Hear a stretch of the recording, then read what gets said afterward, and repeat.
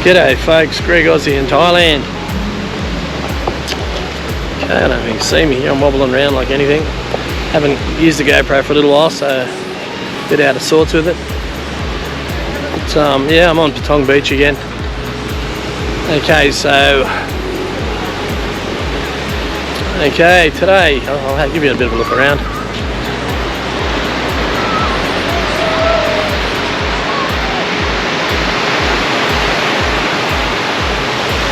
Okay, so I'm going to go for a bit of a walk up here and I'll talk to you. A lot of people have been asking me about, hang on, I'm going to stretch this out, my arm's not that long.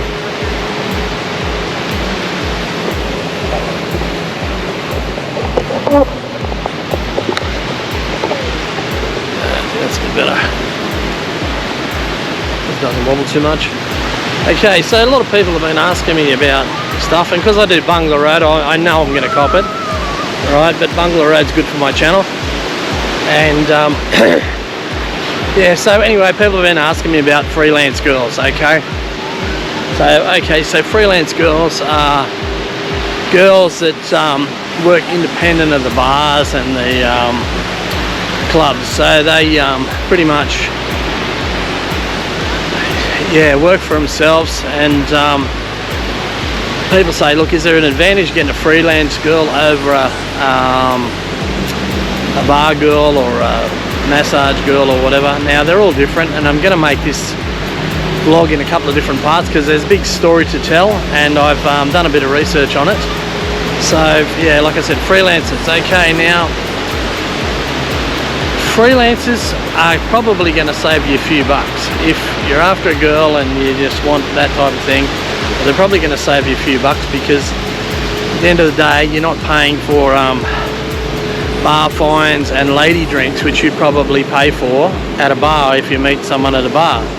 And you probably sit there for a couple of hours talking to the girl at the bar before you negotiate to take her home, or wait till the end of the shift and then go from there. Or a freelancer, you're just going to cut a deal and then just go for it, you know, and then you'll work out your deal. So there's that. So the freelancer from that aspect is going to be cheaper. So you're not going to pay 500 baht bar fine, which is the normal bar fine for most of the girls around here. So there are dearer ones, and I think some bars split the bar fines with the girls and stuff like that, but bar fines what you pay to get the girl out of the bar, to take her with you so she stops working her shift and comes with you, okay? So that's the one advantage of getting an independent girl. But the other thing is, you got to look at it, and some of the girls who are here have told me that you know, a lot of the girls are independents for a reason. They've worked at bars and they're a bit out of control, or they might drink too much, or they just mightn't comply with the rules or what have you, or you know, the people at the bars just don't want them working for them because they've been in trouble. So there's that aspect of things, you know. So you might have to look at that. You know, so if you're gonna get a freelance girl, just be careful with your stuff and that. You know, like, you might want to just with your possessions and stuff,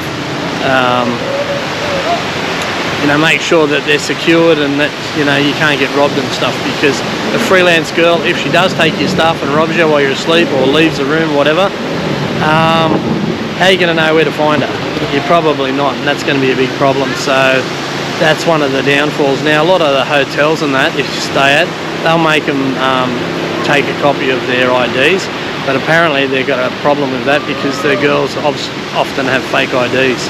So, you know, yeah, it's a problem. At least, and the other thing is, I've been told, is the bars and that usually have a mama son or a senior girl that sort of looks after the girls and takes care of them, and just you know, keeps them in check, keeps them in order, and that includes things like going to the doctors and making sure they wear protection or use protection and stuff like that. So that's one of the things to factor in when you're getting one of these girls. Now, I don't know if I said this, but apparently you can get a freelancer for about 1,000 baht, you know, depending on the girl and what she looks like and how old she is, and that. Obviously the younger, the prettier, they get more money. But at the moment, like, there's still nowhere near as many tourists as required to keep this place pumping, So yeah, there's girls that are selling themselves pretty cheap. So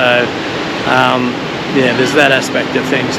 Now I'm going to do a couple of videos about this kind of stuff because there's about 5 different types of categories for this, and yeah, so there's, you got your freelancers, you got bar girls, you got go-go girls, you got massage girls that obviously some do and some don't, and then you've got your men's clubs. So I'll have a talk to you about that as well. Now the other thing I wanted to bring up keeps coming up, and it's by a couple of select people, and I've answered the question a few times, and I'll answer it again, right? When I film Bangla Road, I wander around there freely and openly. Now I wear a mask, right, but I wear a big smiley mask. Now this thing stands out from everywhere. People see me coming from everywhere, and I do it on purpose, right, and I do it so people see me coming. Now I don't deliberately take video of people that are trying to cover up. Now if they manage to cover themselves up without me cutting the video, that's fine. I often edit the video, and if they're trying to cover themselves up and you actually see their faces and that, I will cut them out. So I do edit them out. So yeah, I'm not out here to disgrace anybody or shame anybody or do anything like that, because these girls, as I've been filming Bangla Road for a while now, and I often stop and have a beer with them, and I will buy a lady drink because at bars and that, because that's what they're there to do. And mate, they tell me their stories, and some of them are really great girls, and they're doing stuff they really don't want to be doing, right, to support their families. Because of this pandemic, their families have got no work. There's just not enough people here to sustain them and keep the ball going, so they have to do things that they don't really want to do. And the other thing is, a lot of people are telling them, go to Phuket, you know, you'll make a lot of money and blah blah blah. Sometimes they get here and they're just standing around waiting, and there's hundreds of other girls here doing the same thing, and they're not making any money. So it's not that easy for them. And once they get here, you know, they often come from the north of Thailand and Isan and places like that, and they're sort of stuck, you know, so they're trying to make money and send money home to their families and their kids and their what have you. So, you know, the stories, they vary a bit, but there's also the other side of the coin. But I'm going to go through all those things. But yeah, so freelancers, you know, at your own risk, they'll probably save you a few bucks, right? And yeah, fair bit cheaper than sort of other means, but you're taking more risk, I'd say. I'd say more risk, like disease-wise, more risk having your possessions stolen, and yeah, so that's what I found out so far. So if you like my videos, please subscribe, hit the like button, hit the notification bell, and leave me a comment. Now, I've got about 3 parts of this to do, so yeah, because I've really delved into it, and it's actually surprising what's involved. So yeah, so there's more parts coming, so this will be part 1. Now, the other thing I was going to mention was, I've been asked to do a few walkarounds. Now, I haven't done that many walkarounds because I didn't think they were that popular, but now I've had a few, so I am going to do them, and I'll walk around and show you Patong, what's closed, what's not, because the 2 main shopping centres are still closed. Junk Salon is got some shops open, but the movies and the main part of it is closed, and you can't even get in there. And yeah, and the one across the road from it's the same. So, but yeah, I'll take you for a walk down the beach road, and show you around, and go from there. Anyway, that's about me for today. Yeah, stay tuned. Now, before I go, also I want to tell you that I'm going to be in Phuket till the end of September at least. I've decided, and what I'm going to do while I'm here is I'm going to show you all the local nooks and crannies and the great little spots and the beach clubs and stuff like that you can go to. You know, so if you come on holidays and you don't know them, and there's some really good little spots, hopefully I'll find them for you, show you where you can go without having to sort of take a huge day trip if you want to go somewhere for a couple of hours or that type of thing, because there are plenty of that kind of thing here, and if you don't know the place, you wouldn't know it was here. So anyway, that's me for now. Ciao.